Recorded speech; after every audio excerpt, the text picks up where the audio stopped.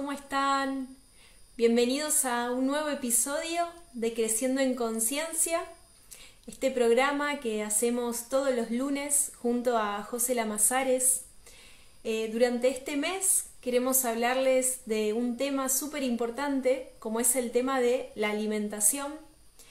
Y en este mes lo que queremos mostrarles y contarles la obesidad, la bulimia, la anorexia, el sobrepeso, que es lo que les había contado un poquito durante la vez anterior. No sé si llegaron a ver ese programa, pero si no, obviamente los invitamos a ver el programa del lunes pasado, que estuvo súper interesante. Pero bueno, vamos a empezar a hablar sobre el tema que nos convoca. José, ¿querés comenzar a contarnos un poquito? Dale, me encantaría arrancar. Sí, que este episodio de hoy, el séptimo episodio de este programa que estamos haciendo, queremos enfocarlo en la misma temática que venimos ya hablando el episodio anterior, que es sobre estos temas de los trastornos alimenticios, los síntomas relacionados con la alimentación. Ya el episodio anterior hablamos sobre obesidad y sobrepeso, hablamos de este síntoma que está súper relacionado con el abandono, con la desprotección, hablamos de las historias que puede haber detrás de este síntoma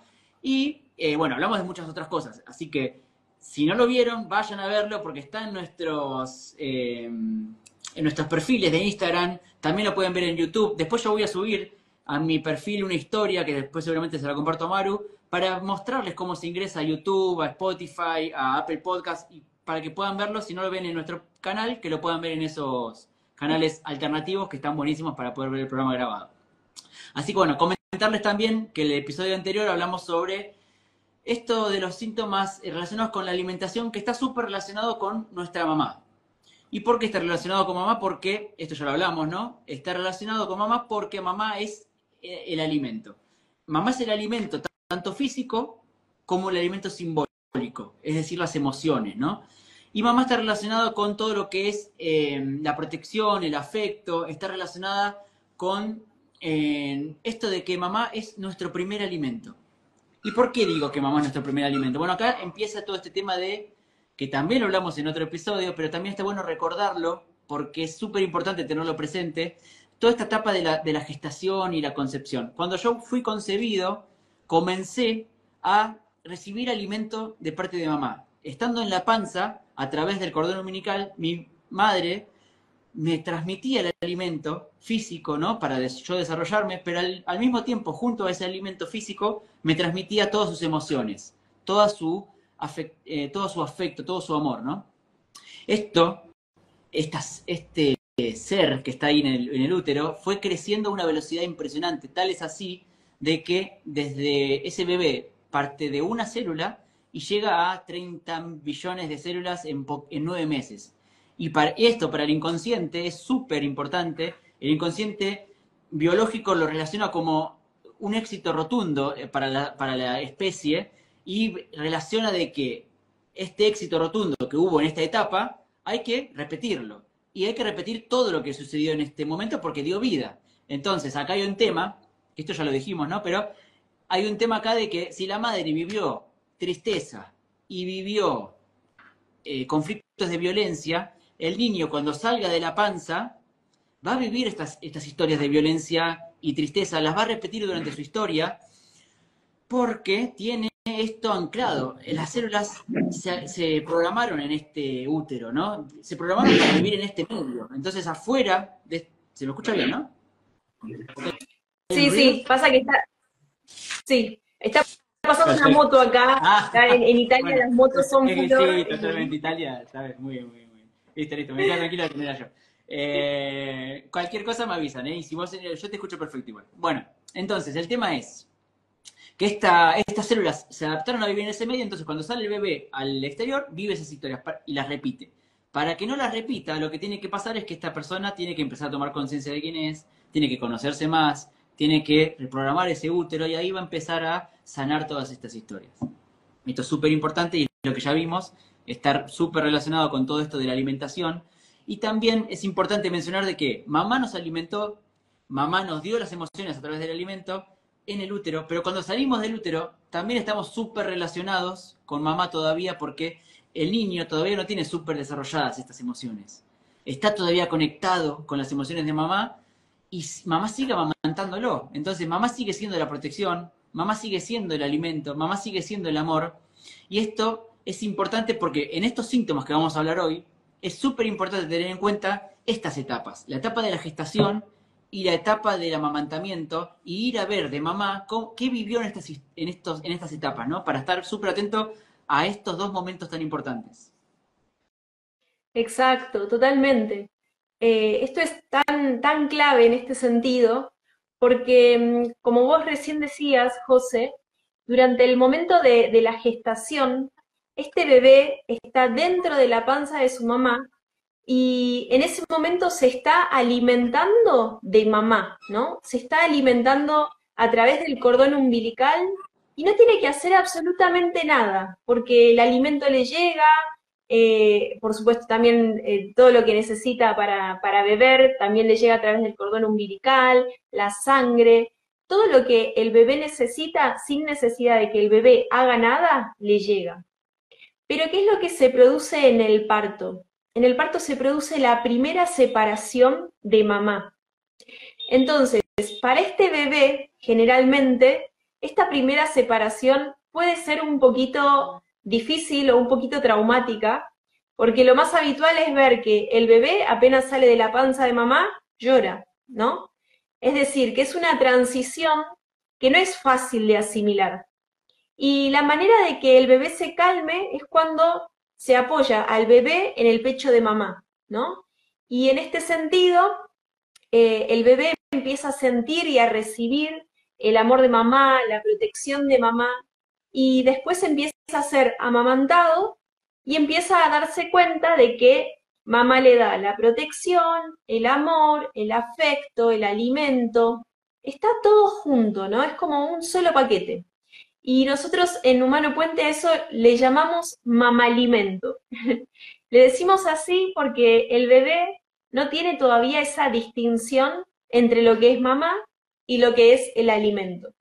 Esta distinción la va a ir logrando de a poquito a medida que el bebé va creciendo y el bebé va empezando a notar que puede recibir, por un lado, algún día el pecho de mamá y otro día quizás papá le da la mamadera o el biberón, como se dice en otros países, o un tío, una abuela le puede dar el alimento y a su vez también puede ir recibiendo el alimento y el amor de mamá. Entonces, en esta transición, el bebé logra separar lo que es mamá por un lado, la protección de mamá por un lado y el alimento por otro lado.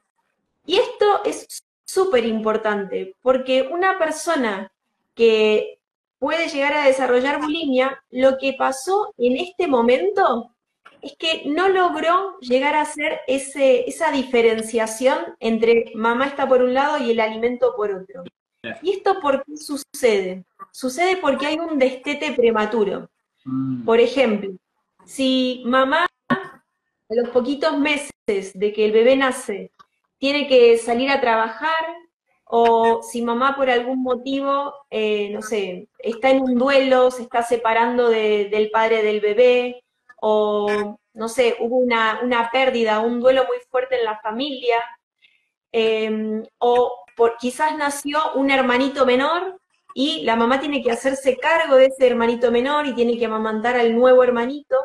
sí, Entonces, el bebé no logra llegar a hacer esa distinción cuando mamá deja de amamantar y empieza a recibir el alimento por otro lado, ¿no? Entonces, ¿qué es lo que hace este bebé?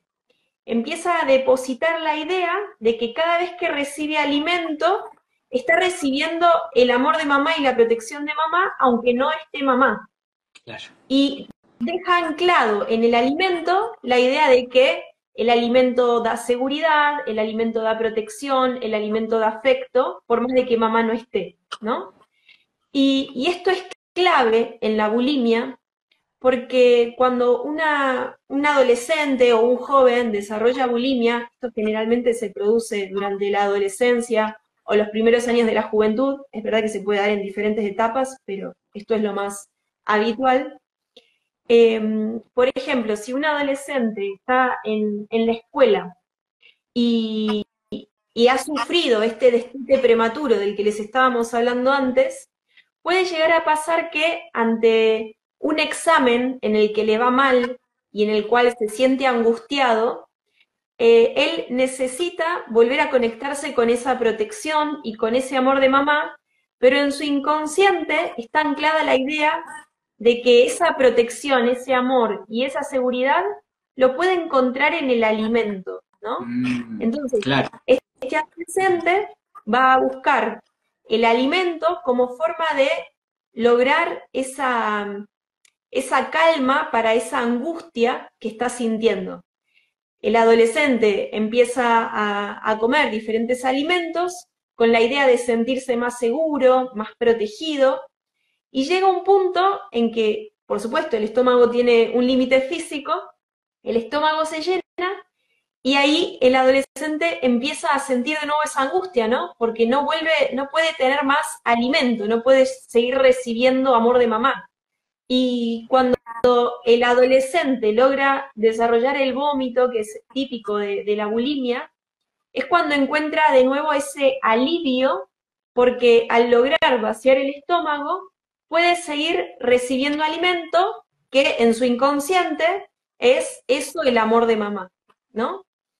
Y esto para nosotros es súper importante porque lo que hacemos en una consulta es justamente ir a desprogramar esas historias que quedaron ancladas en los primeros años de vida, donde la persona o ese bebé en ese momento, por algún motivo, como habíamos dicho, porque mamá salió a trabajar o porque nació un hermanito o por lo que sea, ese bebé quedó anclado en su inconsciente que el alimento me da el amor y me da la protección, aunque mamá no esté, tenemos que ir a desprogramar esa historia, ¿no?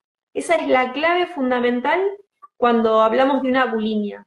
Y si nos adentramos en el transgeneracional, una vez que fuimos a desprogramar esas historias, lo que vamos a ver siempre detrás de una bulimia es que en el transgeneracional, en esos ancestros que vivieron mucho antes que el consultante, lo que ha pasado es que hubo una desaparición repentina de alguna madre, ya sea porque una madre murió en una guerra, en un bombardeo, o una madre murió al dar a luz, o una madre por algún motivo dio a luz y abandonó a sus hijos y desapareció de la familia. Todo este tipo de historias está anclado en el transgeneracional. Me encanta, me encanta. Y me encanta que hayas arrancado explicando bulimia justo para que ahora, bueno, ahora explicar un poco la anorexia, ¿no? Pero que hayas dado la base de la bulimia está buenísimo porque la bulimia y la anorexia tienen una base súper en común. Las etapas en las que se origina este conflicto son las mismas, son la etapa de la gestación y la etapa del amamantamiento. Entonces, eso está buenísimo, que es la base del conflicto. Y vamos a, antes de arrancar con la anorexia, dar un poquito de un resumen de lo que habló Maru recién, en poquísimas palabras, para poder unirlo a lo que es la anorexia. El tema es así. Maru recién decía de que la bulimia tiene súper anclado el tema de que el alimento es igual al amor de mamá, ¿no? Y acá es como que el alimento es percibido como algo bueno. Esto es lo que está anclado en la bulimia. En la anorexia no está percibido como algo bueno el alimento, todo lo contrario, el alimento está percibido como una toxicidad. Y acá no es que mamá sea la tóxica, siempre está bueno hacer esa aclaración. Mamá no es que es tóxica y por eso es que yo tengo anorexia, no. Mamá, al momento de alimentar, sea en la etapa de gestación o en la etapa del amamantamiento, mamá estaba cursando una intoxicación por un dolor muy grande que tenía, ¿no? Por un duelo muy grande, por un conflicto muy grande. Este conflicto o este dolor muy grande en general siempre se da por un duelo bloqueado de la madre en esas etapas. Este duelo bloqueado puede llegar a ser, por ejemplo, un duelo real, que en este caso el duelo real puede ser, por ejemplo, una muerte, un aborto, algo real, ¿no? Una muerte física, decimos. Y el duelo simbólico, en este caso, puede ser siempre algo muy fuerte, que ha sido una separación muy abrupta, muy de golpe, muy conflictiva, con mucho dolor. Por ejemplo, una separación de una pareja en la que no se esperaba que se separen, en la que se hizo con mucho dolor, con mucho conflicto, y que haya quedado un duelo bloqueado en esa separación, ¿no? Lo mismo puede pasar con una separación laboral, cuando hay un conflicto súper fuerte en el que tampoco se esperaba de manera muy abrupta, ocurre una separación y ocurre un duelo que no se procesa. A veces también se dice de que cuando la madre espera un niño y tiene una niña, o cuando espera una niña y tiene un niño, también ahí se hace una especie de duelo simbólico que también se tiene que procesar y también puede llegar a quedar anclada ahí la historia de la anorexia. Esto, ¿qué pasa? Cuando la madre está atravesando todos estos duelos, todos estos dolores, está alimentando con toxicidad a este niño y decimos que esta alimentación, este alimento que la madre le transmite, está teñido o cargado con muerte, ¿no? Y cuando decimos que está teñido de muerte, a ver, cuando una persona, por ejemplo, una persona que tiene anorexia, vive un momento similar al que vivió en el útero, similar a este duelo que vivió la madre, ¿no? Pero lo vive por ejemplo, es muy típico que esto pase en las adolescencias de los niños porque está justo una etapa en la que está, se están poniendo de novios, son relaciones muy de que rápidamente se separan y generan dolor, ¿no? Bueno, es como que es la etapa típica en la que ocurren estos dramas de amor a muy temprana edad. Entonces, muchas veces la anorexia se ancla a estas edades y es muy común de que, como el alimento, como decíamos recién, estaba teñido de muerte, se le activa un programa a este adolescente que está pasando por este duelo repetido, ¿no? Que ya lo vivió en el útero o en el amamantamiento, ahora lo vive de vuelta, se le activa un programa de alimento igual a muerte. Esto es súper común en estos casos y está anclado esto, ¿no? De que el alimento está teñido de muerte, entonces se asocia la muerte con el alimento.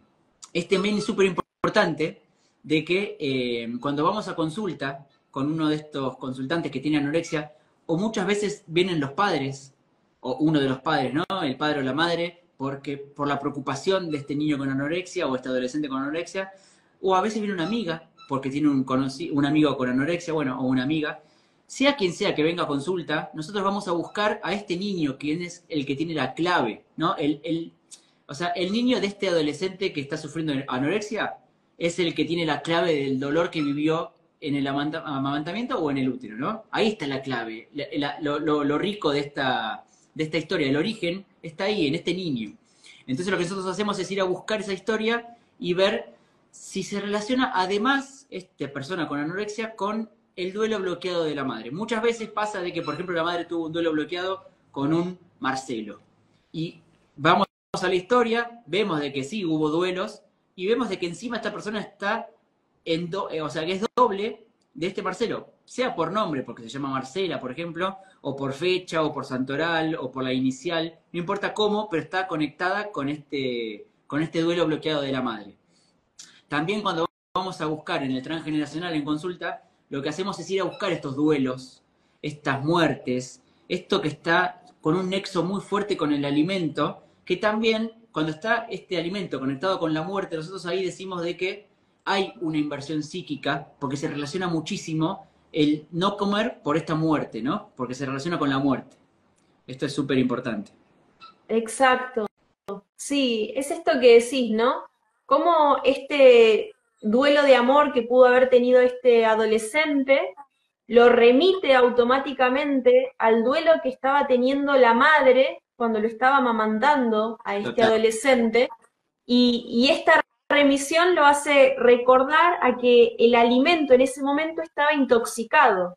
Y es por eso que que el adolescente, frente a un nuevo duelo, vuelve a sentir esta idea de que el alimento puede estar intoxicado. Y ahí es donde empieza a sentir, no es bueno comer, Muy ¿sí? bueno. Y a esto es lo que le llamamos inversión psíquica, que es lo que estabas contando vos, José. Y yo quería como comentar un poquito más qué es la inversión psíquica. Este término de inversión psíquica lo adoptamos de Salomón Selam, porque él lo que dice es que todos los seres vivos tenemos anclados en nuestro inconsciente, en nuestro tallo cerebral, la idea de que tenemos que asegurarnos nuestra propia supervivencia y también la supervivencia de la especie. Entonces, ¿qué es lo que nos dice nuestro tallo cerebral? Es importante respirar, tomar agua, comer y reproducirnos. Esto último es para que sobreviva la especie, ¿no? Las primeras tres es para que cada uno sobreviva. ¿Y qué es lo que pasa en el ser humano? Es muy difícil que un ser humano tome la decisión de que no quiere respirar. Bien. Eso no pasa habitualmente, y si una persona dice, bueno, quiero dejar de vivir, así que voy a dejar de respirar, en el momento en que pasó un minuto y medio sin respirar, o 3 minutos, dependiendo de la capacidad pulmonar, va a llegar un punto en que inconscientemente va a tomar una bocanada de aire, ¿sí? O sea, es imposible dejar de respirar. Como que nuestro cuerpo enseguida reacciona frente a eso y vamos a respirar igual aunque no querramos. Lo mismo sucede con el tomar agua, ¿no? ¿Cuánto tiempo puede estar un ser humano sin tomar agua? Creo que no más de 5 días.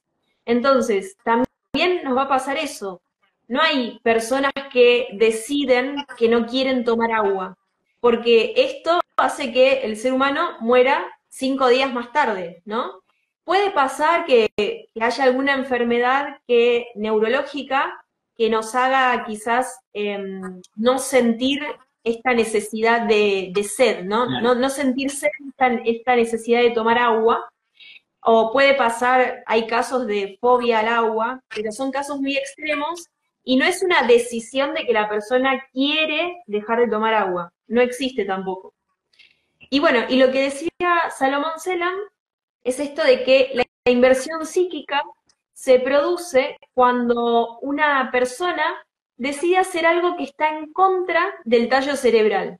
Por ejemplo, hoy por hoy en esta sociedad, muchas veces y cada vez más, las personas deciden que no quieren tener hijos, ¿no? Esta decisión no la estamos juzgando, no es para decir que está bien o que está mal no querer tener hijos. Cada uno puede tener el sentir que sea y actuar en función de eso y está perfecto. Pero lo que dice Salomón Selam es que cuando una persona decide que no quiere tener hijos, están yendo en contra del tallo cerebral, ¿no? De este instinto de supervivencia de la especie. Y a eso es lo que le llama inversión psíquica. Nosotros en Humano Puente utilizamos este término de inversión psíquica para hablar de lo que sucede en una persona que tiene anorexia. Cuando una persona tiene anorexia y decide que no quiere comer, es porque tiene detrás un montón de historias por sanar que están relacionadas a esto de que el alimento es algo tóxico, Claro. ¿sí? Y es lo que le pasa a una persona que decide no tener hijos. Las historias que tiene detrás es que si yo tengo un hijo, mi hijo puede morir, porque esto sucedió en el transgeneracional, o puede morir la madre en el parto, o puede, no sé, nacer con una malformación, y esto es porque sucedió en el transgeneracional, entonces hoy la persona decide no tener hijos. Y lo mismo sucede cuando una persona decide no comer, porque en el transgeneracional y también en su propia vida hubo una sensación de duelo al momento de amamantarse y hubo una relación inconsciente de la toxicidad con el alimento. Me encanta. Y para nosotros esto es súper importante contarlo, porque lo que queremos transmitir también es que no podemos juzgar a una persona, a un adolescente, un joven o a alguien que siente que no quiere comer. Lo que tenemos que hacer en lugar de juzgar es ir a ver cuáles son esas historias que están detrás, ¿no? Claro. ¿Cómo es que llegó esta persona a llegar a sentir que comer es algo tóxico, que comer es algo malo? Porque la persona está dejando de comer, pero porque quiere vivir, no porque quiere morir, sino porque siente que el alimento está intoxicado y que para ella es malo comer, ¿sí? Y lo mismo también sentimos que no podemos juzgar a una madre que sin darse cuenta, estaba amamantando a su hijo en un proceso de duelo, ¿no? Esto también es para decir, si una persona en este momento está viviendo un periodo de anorexia, que no puede decirle a la madre, ah, por tu culpa, ahora yo tengo anorexia. No, la idea es que en lugar de culpar o en lugar de juzgar, vayamos a ver, a desanclar, a reprogramar esas historias que hicieron que la madre estuviera en un duelo mientras amamantaba a su hijo y que hoy la persona con anorexia sienta que no es bueno comer, ¿sí? Y, y bueno, también quería hacerlo un poquito más didáctico porque a veces quizás hablamos mucho de teoría y quería contarles un caso que hemos tenido de anorexia para ejemplificar y que sea quizás un poquito más claro cómo funciona este anclaje de el alimento está intoxicado de muerte, como les decíamos antes. Me gusta. Hemos recibido en consulta a una madre que venía preocupada por la anorexia de su hija.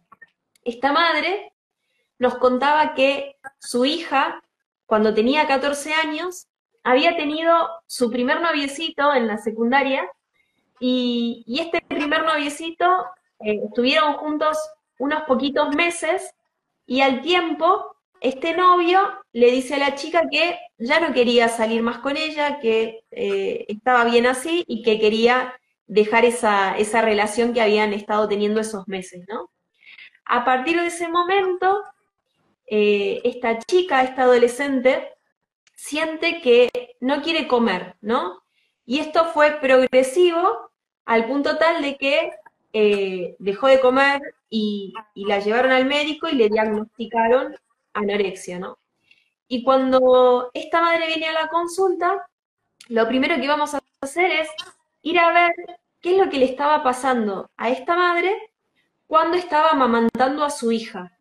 Y ahí lo que encontramos es que esta madre cuando estaba amamantándola, estaba sintiendo que no estaba teniendo el tipo de familia que quería,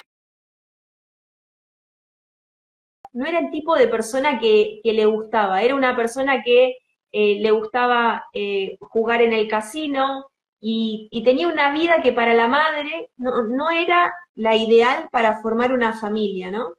Entonces, esta madre empieza a sentir que no era la familia que ella se había imaginado y que tampoco este hombre era la persona con el cual ella quería compartir el resto de su vida, ¿no? Y todo este duelo de amor, este duelo de sueño de familia, lo está teniendo en el momento en el que estaba amamantando a su hija. Entonces, es ahí que el alimento empieza a tener ese tenir de toxicidad, ese tenir de duelo, con el cual amamanta a su hija. ¿Y qué hicimos después? Fuimos a indagar un poquito más en la historia de esta madre, ¿no? Y fuimos al momento en el cual esta madre tenía 14 años y ahí lo que pudimos ver es que ella estaba enamorada de un amiguito de su escuela, un amiguito al cual nunca le expresó que estaba enamorada de él, pero este amiguito en un momento de la secundaria se muda a otra provincia, cambia de región en otra parte del país y la madre a sus 14 años dejó de verlo. Entonces, esta madre también inconscientemente estaba cargando con un duelo de amor a los 14 años. Y Wow. es así como se programa generalmente una anorexia. Me encanta y súper claro cómo queda con un ejemplo, porque para que se entienda bien, ¿no? Porque si no es verdad, es mucha teoría y quizás queda en la nada y está bueno. Nosotros podemos profundizar muchísimo más sobre cada uno de los síntomas, pero la verdad que queremos darle las puntas, las claves, las historias más importantes, que tengan una idea de cada síntoma para después, bueno, si les interesa pueden profundizar más, pero por lo menos saben de qué se trata cada cosa. Lo que quería aclarar es que en consulta uno puede comenzar a trabajar esto, puede tomar conciencia, ¿no? Y cuando nosotros atendemos a alguien y toma conciencia de este tema, cuando termina la consulta, hacemos una especie de ritual para desanclar esto que estamos hablando. Por ejemplo, desanclamos que el alimento es igual a muerte, en el caso de la anorexia, y desanclamos que el alimento es igual al amor de mamá, en el caso de la bulimia, como para desanclar esto y que quede súper separado. El tema es que esto es para consulta, que es algo que realmente es un tema súper profundo y que hay que tomar conciencia, y para el programa les trajimos una herramienta práctica para poder transmitírselas, para poder decírselas y que podamos hablar sobre el tema, ¿no? Entonces, la herramienta práctica que trajimos esta semana, que siempre les traemos algo, es alimentación consciente. La idea de esta alimentación consciente es poder conectarnos con lo que estamos haciendo a la hora de comer. Conectarnos con ese plato de comida a la hora de sentarnos a almorzar o a cenar, o sea, un desayuno, una merienda, lo que sea. Cuando tenemos el plato delante, conectarnos con eso, conectarnos con los aromas, con los sabores, con los colores que hay en el plato, conectarnos con los sentires que estamos sintiendo en ese momento, con las emociones que tenemos, con el hambre que tenemos, y conectar con esa respiración y estar en ese momento presentes. Entonces, hay varias claves que tenemos para esta herramienta, que son, la primera que tenemos es conectarnos realmente con ese plato que tenemos adelante y desconectarnos del celular, desconectarnos de la televisión, desconectarnos del trabajo, de lo laboral. Muchas veces comemos mientras estamos haciendo algo laboral. Tenemos el plato de comida y del otro lado el teclado, el mouse, la compu o lo que sea, papeles, y no podemos estar haciendo las dos cosas. O comemos o hacemos lo laboral. Pero las dos cosas conscientemente no las podemos hacer. Tenemos que estar presentes en una de las dos. Entonces está bueno darle ese espacio al almuerzo o a la cena o a la comida que sea. Y después, muchas veces de fondo, esto es lo he vivido, de que de fondo ponen música, noticias, por ejemplo. Para comer poner algo porque no pueden estar en silencio. Y realmente eso genera un ruido que uno no puede estar prestando atención a la comida y estar escuchando el ruido de fondo de las noticias. Entonces es bueno que si no se puede estar en silencio porque no les gusta o porque no se sienten cómodos, entonces está bueno que poner una musiquita de fondo que puede ser una música clásica, una música ambiental, algo que genere un ambiente propicio para estar en armonía mientras uno está comiendo. Lo ideal es, si estamos comiendo y estamos en familia, que haya una conversación, que podamos estar conectados, aparte de comer, conectados con la gente que estamos, ¿no? Presentes en el momento de comer. Otra de las pautas de esto, de las claves que tiene esta herramienta es conectarnos con el sentir y la emoción a la hora de comer. ¿Cómo te cae la comida? ¿Te cae pesada? ¿Te cae como una bomba al estómago? ¿Realmente te hace sentir pesado? ¿Te hace sentir cansado cuando terminas de comer? ¿Te querés ir a dormir una siesta y no querés saber nada porque acabas de comer un montón? Bueno, te hace sentir con dolor de panza. Lo que sea que hayas sentido después de comer es como te sienta ese alimento. Entonces, estar conectado con la sensación de qué me está provocando este alimento que estoy comiendo, ¿no? Entonces, para tener una relación sana con el alimento, hay que tener bien en claro lo que nos hace sentir. Ahí, conectado con esto, está el tema de el hambre, ¿qué hambre tengo? ¿Tengo hambre física? ¿Y cómo? Porque realmente necesito nutrirme. ¿O tengo hambre emocional? ¿Y realmente como porque tengo ansiedad y voy cada 2 minutos a la heladera a buscar algo? ¿O tengo hambre de tristeza o de extrañar a alguien? Esa hambre que decíamos del programa anterior de abandono, de desprotección, o esta que nombramos hoy, hambre de necesitar a mamá. Entonces voy a comer algo porque necesito todas esas cosas que fuimos nombrando.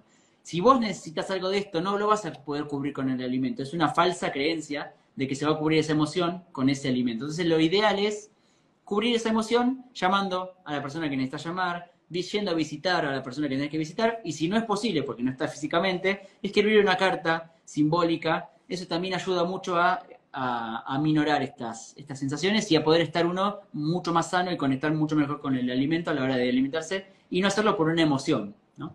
Otra de las claves, y ya vamos terminando, es la clave de comer para nutrirme y no comer para satisfacer al gusto, satisfacer a la lengua o al cerebro, ¿no? Que uno come a veces mucho por lo que me encanta, lo que me gusta, y a veces no tiene ningún tipo de nutriente eso.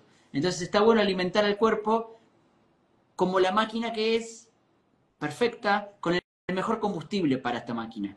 Darle lo mejor para poder tener la mejor energía, para poder tener la mejor potencia, para poder tener la mejor versión de mí mismo, necesito nutrirlo con lo mejor posible.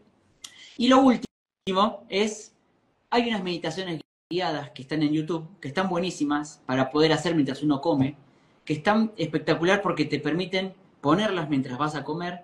Es una musiquita súper amena, súper linda, entonces te va guiando para vos poder conectarte con el plato de comida, conectarte con esa sensación de respirar, de agradecer todos los involucrados en ese plato de comida, quién lo cocinó, quién lo cultivó, quién alimentó al animal, quién conectarnos y agradecer a la tierra, al sol, al agua, al aire, conectarnos con todo lo que haya estado involucrado con esa comida que tenemos adelante.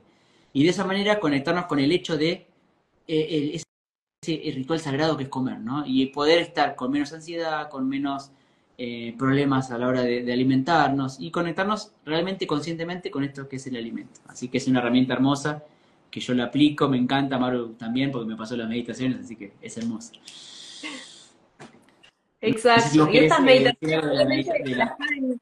las pueden Sí, sí, encontrar sí, en YouTube, ¿no? Las pueden tal cual. encontrar en YouTube. Perdón que no te veo y entonces quizás hablamos No, a la vez, pero nada, esto de que lo pueden encontrar en YouTube si buscan meditación guiada para comer o mindfulness y alimentación o algo así, lo pueden encontrar en YouTube y cualquier cosa, si no, nos pueden escribir y nosotros les enviamos las meditaciones que usamos nosotros, que la verdad que son súper bonitas y súper prácticas y fáciles de aplicar. Y la verdad que cambian rotundamente la perspectiva a la hora de alimentarnos. exacto, exacto. Así que, bueno, chicos, muchísimas gracias a todos los que están ahora. Estamos viendo a María Claudia, yo, a Jime. Gracias a todos los que van a estar después. Gracias, José, una vez más por este vivo que estamos compartiendo. A vos, amiga, a Y vos. bueno, nos vemos prontito el próximo lunes. Sí, sí. Gracias a todos los que lo ven grabado. Acuérdense de comentarnos. Acuérdense que lo pueden ver en YouTube, en Spotify. Vamos a subir las historias de cómo se hace para poder verlo en esas plataformas. Pero muchísimas gracias a los que lo vieron en vivo también y a los que nos dejan siempre un comentario. Así que bueno, muchísimas gracias y nos vemos el lunes que viene. Gracias a todos. Adiós.